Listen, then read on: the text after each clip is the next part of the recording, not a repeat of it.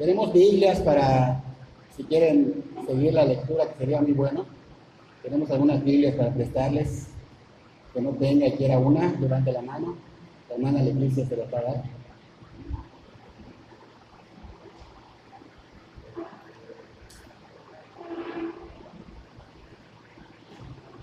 Y si podemos buscar en las Biblias el Evangelio de Mateo, por favor.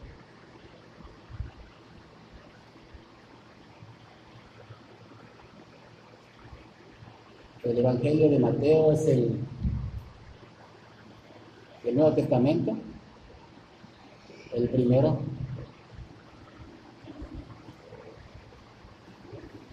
Vamos a empezar en el capítulo 21, que es donde nos quedamos la semana pasada. Capítulo 21. Vamos a ver desde el versículo 33 hasta el 46 del Evangelio de Mateo, capítulo 21, versículo 33 al 46.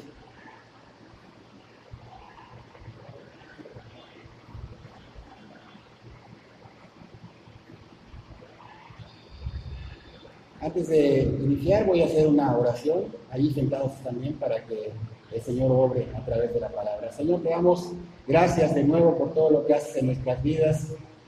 Señor, tú eres el que cambia corazones, no el hombre. Por eso pedimos, Señor, que tu Espíritu Santo toque nuestros corazones, abra nuestro entendimiento, Señor. Que pongas en nosotros la sed y el hambre de poner la atención a tu palabra, que valoremos tu palabra, que sea un manjar a nuestros oídos, Señor, a nuestra boca, porque esa palabra, Señor, es de vida, esa palabra es palabra eterna, Señor. Tu palabra dice que el mundo pasará, pero tu palabra no, Señor. Así que debemos atesorarla como tal, Señor. Pedimos que tú obres, que tú des la autoridad, Señor, para que esta palabra, como esa espada que penetra con todo, Señor, y pueda dar el mensaje, Señor, y que pueda dar frutos, que es lo principal. Gracias te damos en el nombre de Cristo Jesús. Amén y amén. Vamos a iniciar. La semana pasada vamos a hacer un pequeño resumen de lo que vimos la semana pasada, porque es importante que veamos la continuidad de este tema.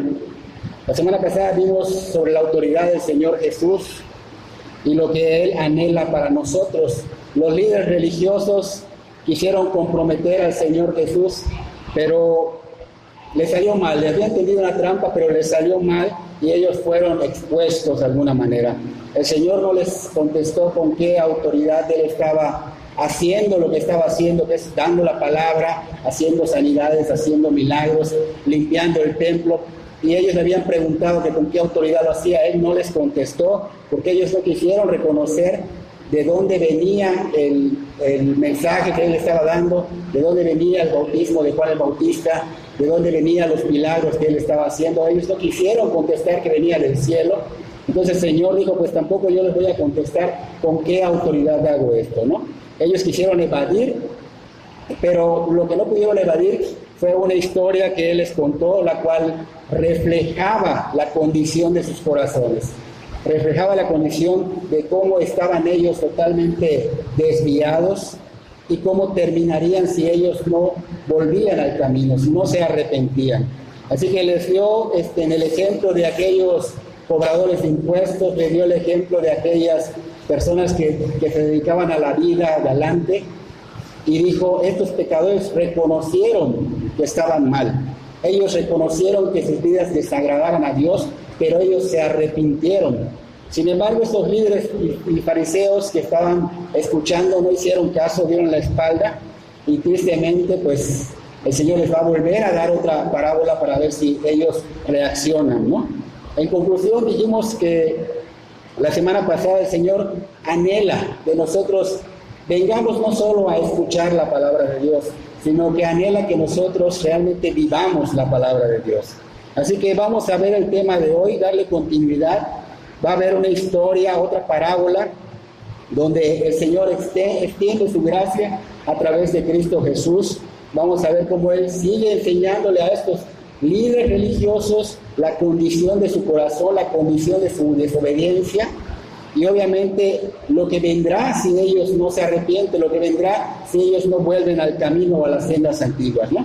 Después vamos a ver que también lo van a querer matar, pero como tenían miedo al pueblo, pues no pudieron y no podrán por ahora. Más adelante veremos que sí van a crucificar al Señor Jesús, pero ese es un tema más adelante. Vamos a leer nuestro texto, Mateo capítulo 21, versículo 33 al 46. Dice: oí otra parábola. Hubo un hombre, padre de familia, el cual plantó una viña, la cercó de vallado, cavó en ella un lagar, edificó una torre y la arrendó a unos labradores, y se fue lejos. Y cuando se acercó el tiempo de los frutos, envió a sus siervos a los labradores para que recibiera sus frutos. Mas los labradores, tomando los siervos, a uno lo golpearon, a otro lo mataron y a otro lo apedrearon. Envió de nuevo otros siervos, más que los primeros, e hicieron con ellos la misma manera. Finalmente les envió a su hijo diciendo: tendrán respeto a mi hijo. Mas los labradores, cuando vieron al hijo, dijeron entre sí: este es el heredero, venid y matémosle y apoderémonos de su heredad. Y tomándole lo echaron fuera de la viña y le mataron. Cuando venga pues el señor de la viña, el Señor Jesús le pregunta a estos líderes religiosos: ¿qué hará a aquellos labradores? Los líderes religiosos responden: a los malos destruirá sin misericordia y arrendará su viña a otros labradores, que le paguen el fruto a su tiempo. Entonces Jesús les dijo: ¿nunca leíste en las Escrituras: la piedra que desecharon los edificadores ha venido a ser cabeza del ángulo?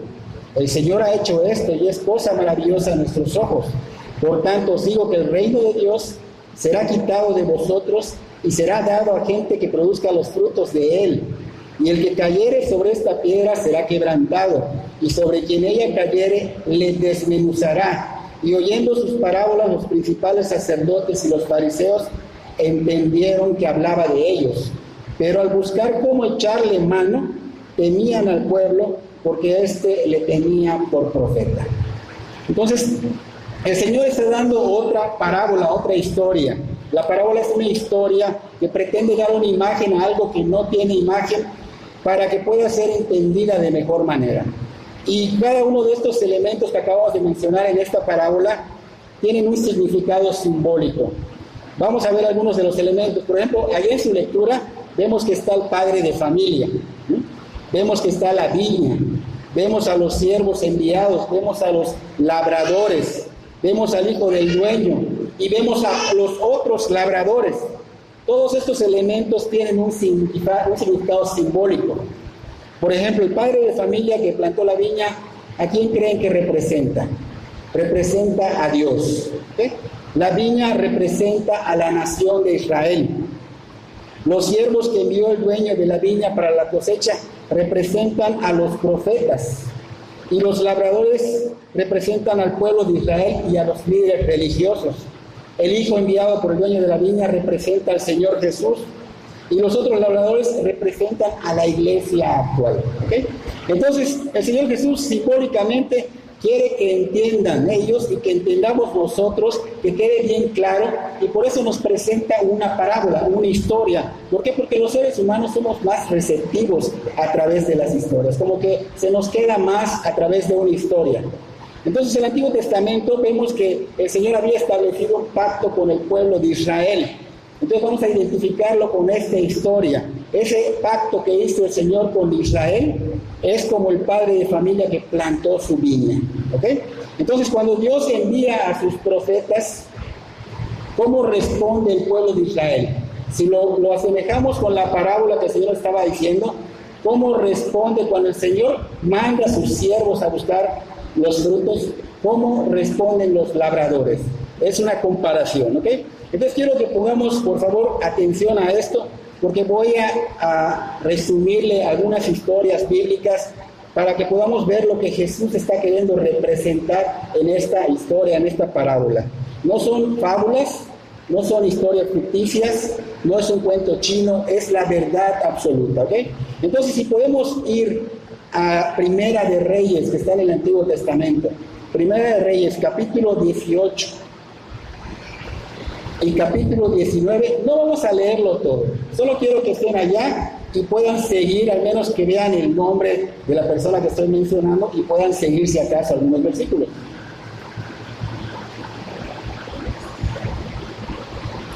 Primera de Reyes, capítulo 18 y capítulo 19. O sea, en todos esos dos capítulos está lo que voy a resumir. En esos capítulos podemos encontrar fácilmente que habla de un Elías. Elías es un profeta de Dios. Antes que Elías fuera enviado por Dios a resolver la indecisión del pueblo de Israel, los antepasados de ellos, los antepasados de ese tema, de ese punto que vamos a ver, fueron los que fueron liberados de Egipto. Ellos pudieron presenciar, ellos pudieron ver de manera física, ellos fueron testigos oculares, estuvieron presentes de cómo el Señor envió 10 plagas, vieron el poder de Dios manifestado sobre Egipto. ¿Okay? También vieron, presenciaron cómo el poder de Dios abrió el mar rojo y ellos pasaron. Estas personas dependieron totalmente de Dios en el desierto. Nunca les faltó comida, nunca les faltó agua, sus ropas nunca se desgastaron, sus sandalias nunca se desgastaron. 40 años estuvieron allá, siempre tuvieron la presencia de Dios de día y de noche. Entonces ellos presenciaron realmente todas estas cosas, ¿ok? Ellos tristemente no vieron el poder de Dios, no valoraron el poder de Dios de una manera espiritual. ¿Por qué? Porque ellos todo el tiempo se estaban quejando, todo el tiempo estaban quejándose de la comida, quejándose de las situaciones, cuando el Señor suplía todas las necesidades. Y lo que Dios quería nada más era que aprendieran a depender de Él. Vemos que estas personas también, al querer estar yendo a la tierra que Dios les había prometido, pues obviamente había oposición, habían pueblos que estaban oponiéndose a ellos. ¿Qué hizo el Señor? Les entregó a todos esos reinados. Toda persona, todo rey que se oponía, el Señor les entregaba cada reinado. Entonces podemos ver que estas personas presenciaron todo esto y tristemente se olvidaron, y cuando se olvidaron, Dios por misericordia empezó a mandar profetas para recordarles que se habían desviado, que se habían olvidado de lo que Él había hecho con sus padres. Pero ¿qué pasa cuando envían a los profetas? Empiezan, dice Jesús allá, que a unos los golpearon, a otros los mataron y que a otros los apedrearon, ¿no? Es lo que el Señor Jesús está contando en la parábola, y es lo que estamos viendo que estaba sucediendo en la antigüedad, ¿ok? Entonces vemos que en el tiempo de Elías, ahora sí nos enfocamos en Elías, cuando el profeta de Dios fue a resolver la indecisión que tenían estos israelitas. ¿Cuál indecisión? Ellos supuestamente de labios decían que creían en Dios, que tenían puestos sus ojos en Dios, pero solo de labios, porque su corazón estaba con otros dioses, con los Baales, ¿ok? Entonces había una indecisión, tenían, como decimos hoy día en el cristianismo, tenían un pie en el mundo y un pie en el cristianismo, ¿ok? Así estaban estas personas. Entonces, ¿qué pasa? Que el Señor obviamente, al ver esta hipocresía, al ver estas máscaras que ellos tenían, porque eran doble vida, fluctuaban con su fe, pues obviamente el Señor manda a sus profetas. En este caso, manda a Elías. Elías tiene un enfrentamiento con un rey llamado Acab y convoca a todo el pueblo de Israel, que estaba obviamente idolatrando, que estaba en rebeldía. Solo Elías estaba con Dios, y Elías tenía que cambiar esa indecisión. Entonces, ¿qué pasa? Que él le dice: ¿cuándo van a decidir sin dudar que mi Señor es el Dios de Israel? Y obviamente estas personas estaban en silencio porque no querían aceptarlo.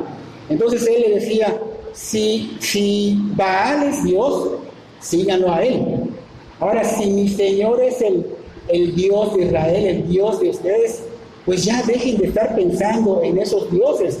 Ya claudiquen, ya dejen a esos dioses en paz y enfóquense otra vez a nuestro Dios de Israel. ¿Qué pasó? Que llegaron como a un tipo duelo, ¿okay? En ese duelo, tenían que hacer sus holocaustos, preparar sus holocaustos, tanto los profetas de Baal, que eran 450 profetas de Baal, y eran 400 profetas de Acera, contra el profeta Elías. Entonces prepararon sus holocaustos, y primero los profetas de Baal empezaron a rogar, a suplicar, a clamar, a gritar. Llegó desde la mañana al mediodía, y Dios nunca consumió ese holocausto, nunca descendió fuego del cielo. De hecho, se cortaron las muñecas para que chorreara su sangre en el holocausto como sacrificio para que su Dios responda, y nunca respondió. Llegó el tiempo que le tocó a Elías. Elías preparó bien su holocausto y clamó a Dios y le dijo: Señor Dios de Abraham, Dios de Isaac, Dios de Jacob, que ellos vean que tú eres el Señor de Israel, que ellos vean que yo soy tu siervo. Inmediatamente descendió fuego del cielo y el holocausto fue consumido totalmente. Después de esto, ¿qué pasó? Mandaron a matar a los 850 profetas, y el rey Acab se fue huyendo a su palacio a decirle a su esposa lo que había sucedido. Jezabel, la esposa, era una mujer muy, muy mala, una mujer con espíritus malignos, y reaccionó tan feo que quería matar a Elías. Esta mujer mandó un mensajero con Elías a amenazarlo para darle muerte a Elías, diciéndole que inmediatamente lo iba a matar. Elías, en un momento de duda, se le olvidó lo que Dios había hecho y empezó a huir y empezó a buscar de Dios para que Dios lo matara, porque se sentía totalmente angustiado. Se olvidó que Dios realmente es todopoderoso, que Dios estaba cuidando de él, que Dios estaba con él, y todavía así seguía mostrándole que Dios estaba con él, porque él, entre su angustia, se adentró entre el monte y allí estaba durmiendo bajo unas plantas, y el Señor 2 veces le envió ángeles para que coma, le dio de comer. Aún así Elías agarró fuerza y caminó 40 días y 40 noches, y el Señor lo cuidaba, lo guiaba, hasta que llegó al monte Horeb, y allá el Señor le dijo: ¿qué haces acá, Elías? Elías respondió: he sentido un vivo celo por Jehová, Dios de los ejércitos, porque los hijos de Israel han dejado tu pacto, han derribado tus altares y han matado a espada a tus profetas, y solo yo he quedado, y ahora buscan para quitarme a mí la vida. Se le olvidó que entre eso que mencionó había el Señor mandado fuego del cielo y había demostrado que Él es el Señor. Esa parte se le olvidó, pero el enfoque no es ese que estamos viendo hoy. Podemos observar claramente que mataban a los profetas de Dios. Podemos observar claramente que perseguían a los profetas de Dios. En este caso, Elías era perseguido a uno de los profetas, y anteriormente habían matado a 100 profetas de Dios. Entonces, si podemos observar, vemos a un Israel totalmente idólatra, un Israel totalmente rebelde, un Israel contra Dios, que había dejado los mandamientos de Dios por seguir a los Baales. También podemos ver que el profeta que venía de Dios era burlado, era escarnecido, y a veces lo mataban. Entonces podemos hacer familiar esta historia con lo que Jesús estaba contando. Él estaba diciendo que cuando el dueño de la viña envía a sus siervos, en este caso vienen siendo los profetas, por el fruto, ¿qué hacían los labradores? Unos los golpeaban, a otros los mataban y a otros los apedreaban. Vamos a ver en Segunda de Crónicas, capítulo 22 al capítulo 24, no tienen que leerlo. Vamos a ver otra historia un poquito más corta, que se trata de Joás.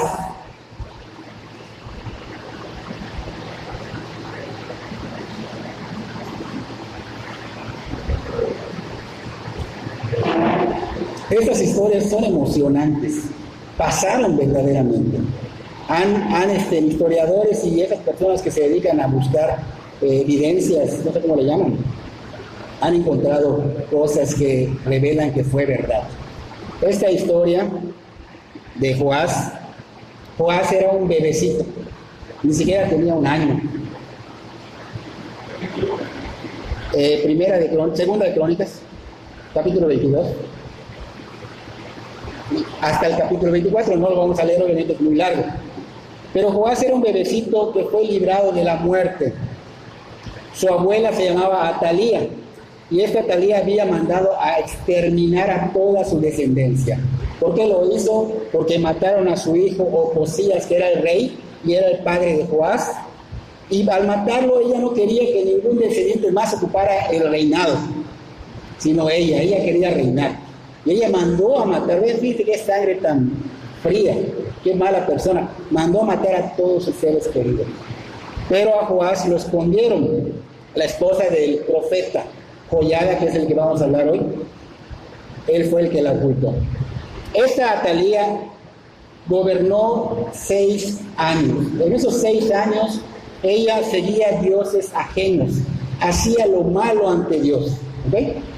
Terminando el 6º año, el sacerdote Joiada, que es el profeta, el sacerdote Joiada elaboró un plan para nombrar rey a Joás. Fíjense, 7 años tenía. Esperaron a que la reina Atalía saliera y ese plan se llevó a cabo. Coronaron a este niño de 7 años como rey, y obviamente cuando tú haces una corona hay una fiesta y hay un bullicio tan grande que corrió rápidamente a donde estaba la abuela. La abuela inmediatamente vino y al ver a su nieto coronado como rey, rasgó sus ropas y dijo: traición. El profeta Joiada, que hizo, la mandó a sacar porque no quería que le hagan ningún daño dentro del templo de Jehová.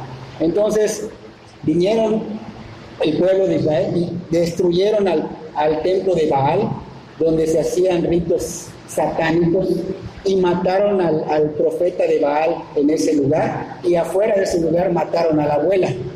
Entonces vemos que aquí empezaron ellos a hacer lo correcto ante Dios. Este profeta Joiada se estaba haciendo cargo de hacer lo recto ante Dios. Pero obviamente pasó el tiempo y este profeta envejeció y murió. Y este Joás, que era el rey, empezó a tener contacto con otras personas y se contaminó y empezó a hacer lo malo ante Dios. El Señor se enfureció y vino su espíritu a posar sobre su hijo Zacarías, hijo del profeta Joiada. Este profeta Zacarías se puso en lo más alto del pueblo y les dijo: el Señor dice así, ustedes que han abandonado mis mandamientos, me han abandonado a mí, y esto va a traer consecuencias porque yo los voy a abandonar. Todavía sí el Señor mandó a predicar esto constantemente y no hicieron caso. ¿Qué pasó con el pueblo y con este rey? Se hartó del profeta Zacarías y se fueron contra Zacarías y lo apedrearon. Lo apedrearon y obviamente antes de morir, él dijo: Señor, no le tomes en cuenta el pecado de estas personas.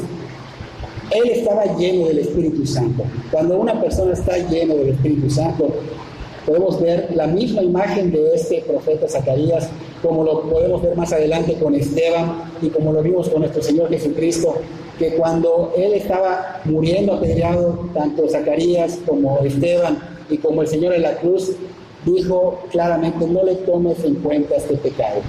Cuando nosotros nos llenamos del Espíritu de Dios, no puede haber esos malos sentimientos, no puede haber venganza.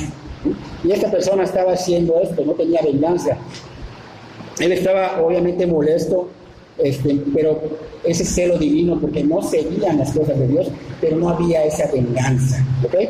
Entonces vemos que conspiraron contra él, lo mataron, y cada vez podemos aprender que todo lo que estaba pasando en la historia de la Biblia es lo que el Señor Jesús estaba hablando en su parábola. Es lo que el Señor Jesús le estaba hablando a los líderes religiosos. Entonces ya nos familiarizamos de lo que el Señor Jesús quería dar a entender. En Segunda de Crónicas pasó lo mismo con otro que se llamaba Sedequías, lo mismo, hizo lo malo, mandó a matar a los profetas, hasta que llegamos al Nuevo Testamento con Juan el Bautista. Juan el Bautista, el precursor del Señor, fue enviado para abrir camino para que venga Jesucristo, a preparar los corazones para que el Señor venga y también lo decapitaron.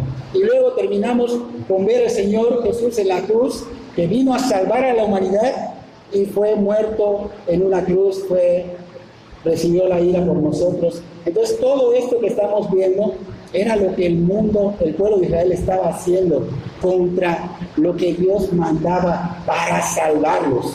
Lamentablemente daban la espalda, lamentablemente rechazaban. Entonces vemos que todo esto tristemente sucedió con todos los siervos que fueron enviados por el dueño de la viña. Los labradores obviamente mataron a todos estos siervos. Al mismo hijo vimos que lo mataron también, pero fue asesinado, dice, allá fuera de la viña. O sea que al Señor lo sacaron al Gólgota para matarlo fuera de Jerusalén. Entonces todo lo que el Señor Jesús estaba diciendo era parte de lo que fue el pasado, el presente y parte de lo que iba a suceder. Ahora bien, después vemos que nuestro texto del Señor decía, ¿qué sucederá cuando venga el dueño, el Señor de la viña? ¿Qué hará con esos labradores? Vemos en el capítulo que estamos viendo de Mateo 21, versículo 41, que los líderes religiosos le dan la respuesta. Ellos le dicen, a los malos va a destruirlos sin misericordia. Y también les dice, y arrendará su viña a otros labradores que le paguen el fruto en su tiempo, en el tiempo de Dios. Entonces vemos que esto era lo que iba a suceder, aunque los líderes religiosos aún no se daban cuenta que se trataba de ellos, pero ellos estaban respondiendo a algo que verdaderamente iba a suceder, porque en el año 70 después de Cristo, como ellos le dieron la espalda al Señor, ellos rechazaron a Jesús, obviamente fueron destruidos. Jerusalén, pueden checar en la historia, fue destruido en los años 70. Dice que no quedó piedra sobre piedra y mucha gente murió. Tristemente fue la consecuencia de rechazar al Señor, fue la consecuencia de rechazar el Evangelio, fue la consecuencia de no dar un fruto. ¿Okay? Entonces vemos que en la viña del padre de familia, en este caso, como dijeron los líderes religiosos, no la destruyó el dueño, pero sí la traspasó a otros labradores. Recuerden que tomamos como referencia a otros labradores, que eran la iglesia. Así que realmente esta iglesia ahora eran los que iban a tener que responder por lo que Dios estaba entregando en sus vidas. Y el Señor, cuando venimos a Cristo, nos volvemos la iglesia, nos volvemos el pueblo santo de Dios, nos volvemos realmente el reino de Dios, pero tenemos que pagar. ¿Qué es eso? Tenemos que dar ese fruto. Tiene que haber ese fruto en nosotros. Trae consigo una responsabilidad, dar ese pago en los tiempos de Dios, no en los tiempos nuestros, porque nosotros, el ser humano, es perezoso. Allá dice que en el tiempo de Dios. Tenemos como obligación, tenemos que ser diligentes, tenemos que buscar el reino de Dios y su justicia, tenemos que buscar realmente crecer en el Espíritu, andar en el Espíritu, dar fruto, no como hacían los israelitas, no como hacían los líderes religiosos. ¿Por qué? Porque mañana el Señor va a venir y va a pedir cuenta de qué hiciste con lo que Él te dio, qué hiciste con ese privilegio de servirme, qué hiciste con esos talentos que yo te di, qué hiciste con esa salvación que te otorgué. ¿Realmente te ocupaste de ello? ¿Realmente salió el fruto? Recuerden que muchas personas a veces decimos, porque también yo lo dije, no tengo tiempo. Me invitaban a escuchar la palabra, no tengo tiempo, no me interesaba. Muchas personas he escuchado decir, cuando yo me jubile, sacaré tiempo para Dios. Otras personas han dicho, pues sabes que mis actividades me ocupan mi tiempo y toman como algo trivial lo que es buscar de Dios, cuando debe ser primordial. Entonces, el Señor obviamente te está dando una advertencia, nos está dando una advertencia, nos está diciendo con amor que no quiere que pasemos por lo que pasaron los labradores, ¿sí? No quiere que suframos estas consecuencias tan radicales, tan fuertes, la ira de Dios. ¿Sí? Nos está exhortando de alguna manera para que nosotros no caigamos en esto y busquemos el reino de Dios y su justicia. No queremos pasar realmente por lo que pasaron muchas personas. La Biblia nos advierte a través de su palabra Todos los pasajes que el Señor Jesús estaba citando acá, estos líderes religiosos los conocían. Por ejemplo, citó Isaías capítulo 5, versículos del 1 al 6, y se los voy a resumir. En ese libro de Isaías dice que el dueño de la viña construye una torre, un lagar, y espera la cosecha de uvas. Pero en vez de una cosecha de uvas dulces, da uvas silvestres. Estas uvas silvestres son uvas amargas. Y estas uvas amargas representan al pueblo de Israel. ¿Okay? Entonces dice acá que el dueño, al ver que los frutos eran amargos, destruyó la viña, ¿sí? Y removió el vallado, derribó la cerca y mandó que las nubes no derramaran lluvia sobre ello. Y esta cita de Isaías, los líderes religiosos la conocían y no hicieron caso.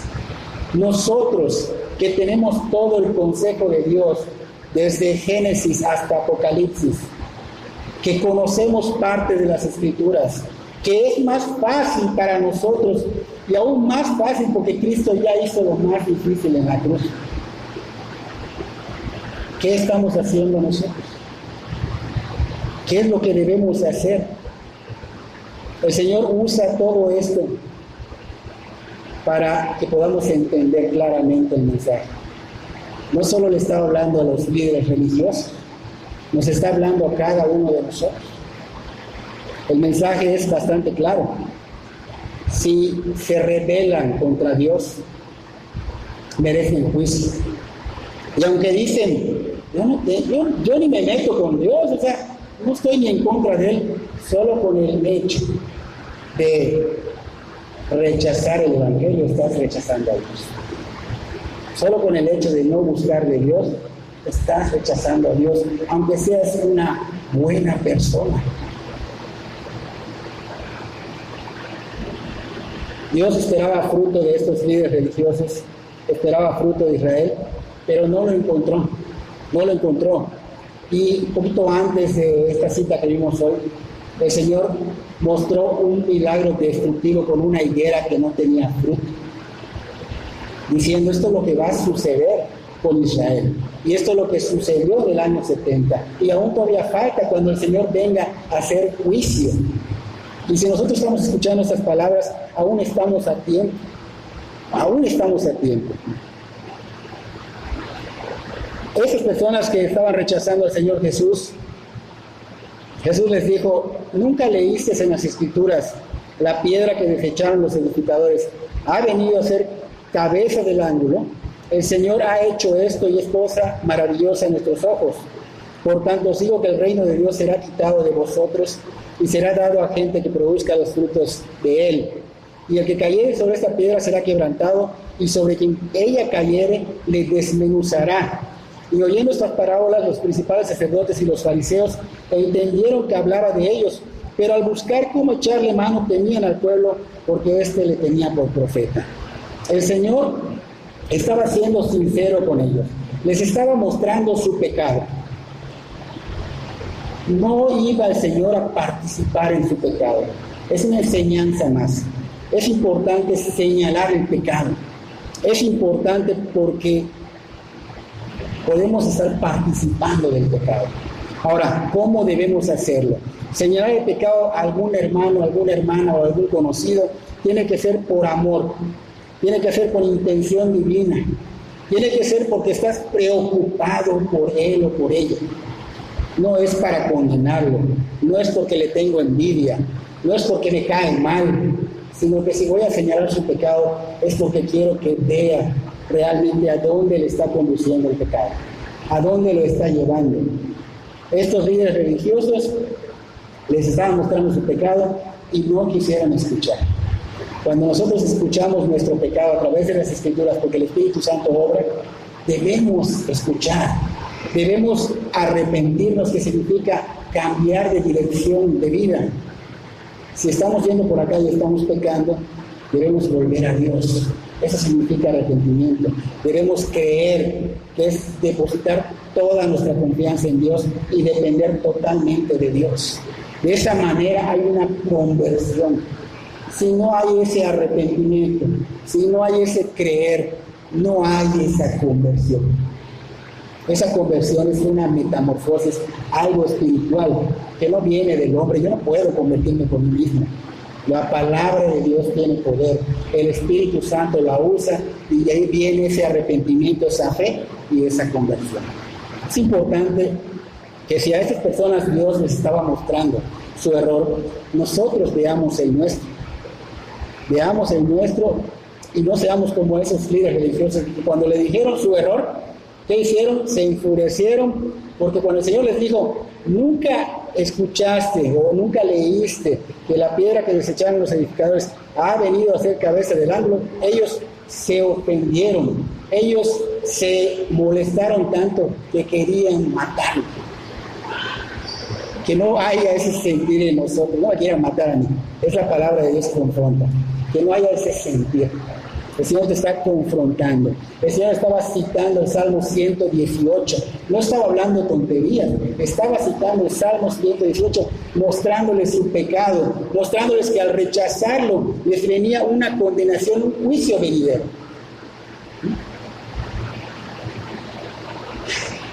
Hoy día, yo recuerdo que estaba niño y me enseñaron que si venían a hablar de personas por fuera de la palabra, que yo les dijera que no tengo tiempo, que yo les dijera que soy católico, no voy a escuchar la palabra. Tristemente estaba yo rechazando al Señor. No nos damos cuenta. Por eso es importante, dice que la palabra tiene poder y que la fe verdadera viene por el escuchar la palabra de Dios. Y si esa palabra estaba llegando a mí y yo la estaba rechazando, ¿cómo iba yo a tener fe en el Dios verdadero? ¿Cómo iba yo a arrepentirme?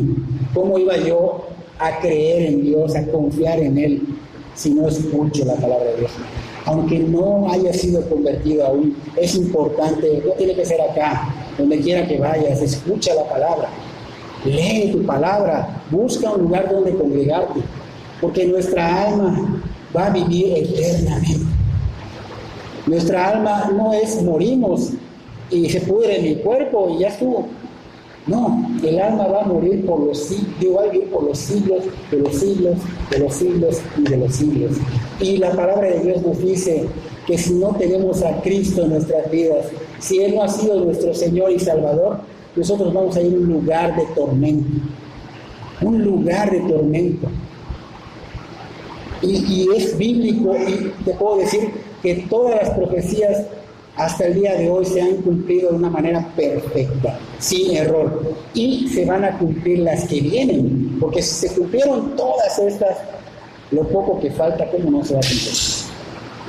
Entonces, si Dios está dándote el privilegio, que es gratis, no cuesta, de venir a sus pies y arrepentirte, para que no pases por lo que el pueblo de Israel pasó, por lo que los líderes religiosos pasaron, y lo que dice el Señor aquí Jesús, que iba a arrendárselo a otros labradores. O sea que nos está dando la oportunidad a nosotros de ser el pueblo santo de Dios. Del día que nosotros muramos, seamos resucitados por Dios y estemos con Dios. Solo en Él, de veras, solo en Él hay salvación. Él dice que es la piedra central, la piedra que rechazaron. Él es el fundamento de la fe, Él es el camino, Él es la verdad, Él es la vida, Él es todo apunta, si lees la Biblia, todo apunta a Cristo. Sin Él no hay salvación, sin Él no hay cielo, y todo el que tropiece con Él tristemente va a darse como contra una pared.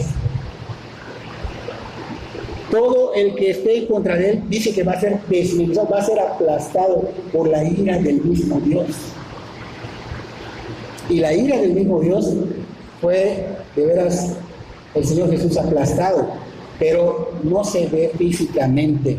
No fueron solo los clavos, no fueron solo los latigazos, no fue solo la corona, sino que de una manera espiritual que no se ve, recibió maldiciones y castigo. Y eso va a regresar otra vez para los que rechacen al mismo Dios que es Cristo Jesús. Es importante que reconozcamos que de verdad necesitamos de Dios. Tristemente, caemos en el error de solo cuando nos pasa algo, una enfermedad, o perdemos el trabajo, o tenemos un accidente, o nos estamos divorciando. Es cuando, venimos ante Él y, Señor, ayúdame. No caigamos en ese error. Debemos buscar en todo momento a Dios. Debemos buscar su reino y su justicia. Lo demás dice que va a ser añadido. Él lo promete. Y Él cumple lo que promete. Lo que Él habló se cumplió. Entonces, estos líderes religiosos estaban enfrente, tenían la elección. Pudieron haberse arrepentido, pero no lo aceptaron, rechazaron al Señor. Nosotros tenemos la misma elección. Hoy la tenemos enfrente. Está delante de cada uno de ustedes.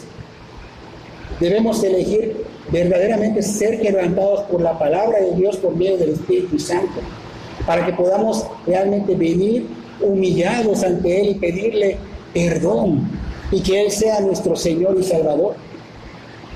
Pero eso, la palabra y el Espíritu Santo lo van a hacer. Mi trabajo solo es compartirte el Evangelio. Mi trabajo solo es mostrarte de una manera que tú entiendas lo que está sucediendo y lo que va a suceder si no buscas de Dios. Entonces, nosotros estamos entendiendo, nos redarguye ahorita el Espíritu Santo, ¿cómo vamos a responder? ¿Vamos a responder como esos líderes religiosos o vamos a responder de otra manera? Recordemos, ellos estaban yendo en contra de Dios. De alguna manera no querían creer en el Señor.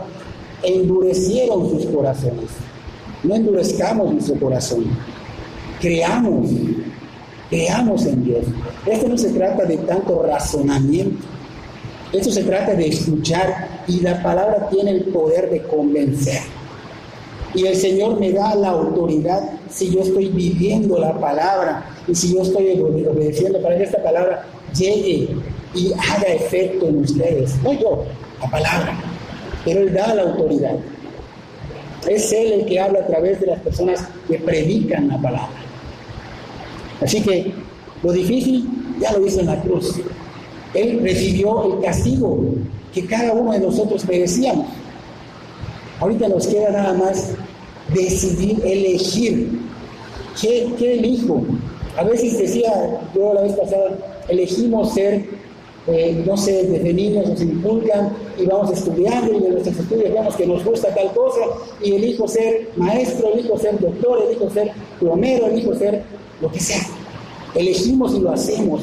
¿Cómo no podemos elegir buscar a Dios? ¿Cómo no podemos ver la necesidad de veras de ser salvados por Cristo? Lo difícil ella lo hizo, hermanos.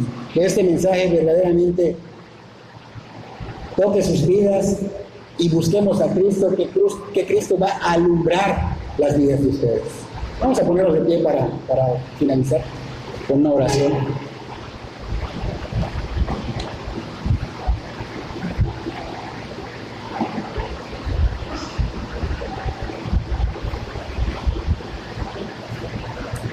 Señor, te damos gracias por este mensaje. Pedimos, Señor, que tú respaldes esta palabra. Que, Señor, veamos que realmente tú eres el centro de todo, Señor. Que tú eres esa piedra angular. Que tú eres esa piedra que hemos desechado, pero que ya no queremos seguir desechándola, Señor. Queremos realmente creer, queremos arrepentirnos, creemos que tú, Señor, verdaderamente moriste en la cruz, pagaste por nuestros pecados y que tú nos puedes justificar de manera gratuita ante el Padre y poder restaurar esa relación que se había perdido entre nosotros. Te damos gracias, Señor, porque sé que tú vas a tocar los corazones y sé que tú vas a obrar en cada uno de nosotros, pero pedimos, Señor, que sea respaldado, que esa semillita dé frutos, que ese fruto se vea en nosotros, que busquemos de veras tu palabra, buscar tu rostro, buscarte en oración, buscar un lugar donde congregarnos. Bendice a mis hermanos y a los que están llegando, Señor, a escuchar por primera vez la palabra, Señor. Obra en ellos, Señor. Solo tú puedes cambiar corazones. Solo tú tienes el poder de hacerlo. Bendícenos con ello. Te damos gracias y pedimos que esta alabanza que viene, Señor, seas tú glorificado con ella. En el nombre de Cristo Jesús. Amén y amén.